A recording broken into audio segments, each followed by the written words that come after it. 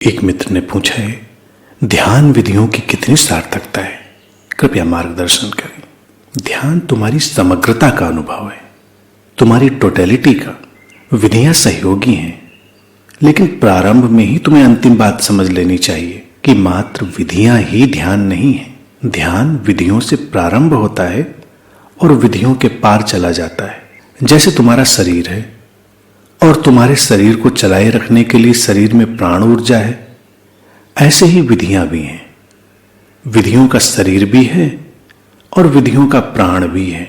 एक जीवन मुक्त व्यक्ति का एक बुद्ध का संस्पर्श मिलते ही विधियां प्राणवान बन जाती हैं, क्योंकि वो उसके अनुभव से प्रकट हुई घटना होती है। एक बुद्ध के संस्पर्श के अभाव में विधियां प्राणहीन शरीर मात्र होती हैं। वस्तुतः तो जगत में जितने भी लोग हैं उतनी विधियां हो सकती हैं। हर व्यक्ति को अपने अनुकूल विधि को ढूंढना होता है। विधियां उन लोगों के द्वारा निर्मित की जाती हैं जो जाग चुके हैं, बोध को उपलब्ध हो चुके हैं। उन संबुद्ध मित्रों के द्वारा विधियां निर्मित की जाती हैं और लंबे समय में अनेक संबुद्ध मित्र उन पर काम करते हैं। उनसे विधियां और परिष्कृत हो जाती हैं और इवॉल्व हो जाती हैं। विधि हर कोई नहीं दे सकता। विधि में प्राण डालने होते हैं। विधि में प्राण इस बात से आते हैं कि उसे किसने दिया है।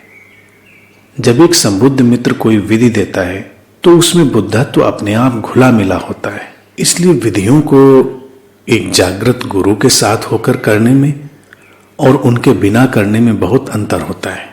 तुम अपनी बहुत सी ऊर्जा, बहुत सा भटकाव उन विधियों के माध्यम से बचा सकते हो जो जागृत लोगों के द्वारा तुम्हें दी गई हैं। एक सद्गुरु का सानिध्य शीघ्र ही तुम्हें विधियों के पार ले जाता है, क्योंकि ध्यान विधियों के पार है।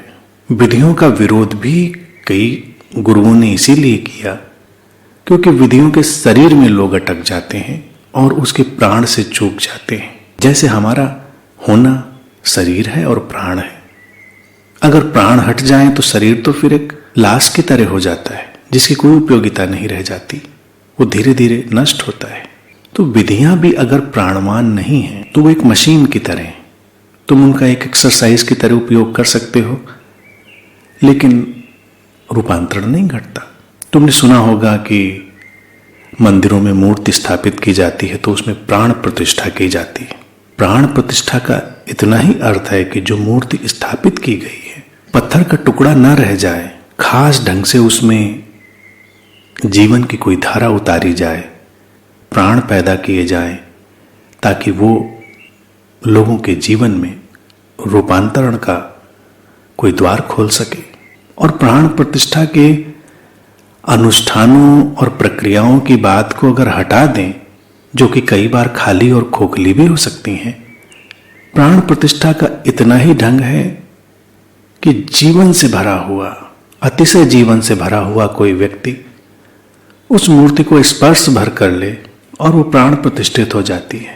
ऐसा व्यक्ति जो ये जान चुका हो कि पत्थर में भी जीवंतता किस तरह बहती है, उस व्यक्ति की उपस्थिति से, उसके संस्पर्श से ही वो मूर्ति प्राण प्रतिष्ठित हो जाती है। ऐसे ही विधियां हैं।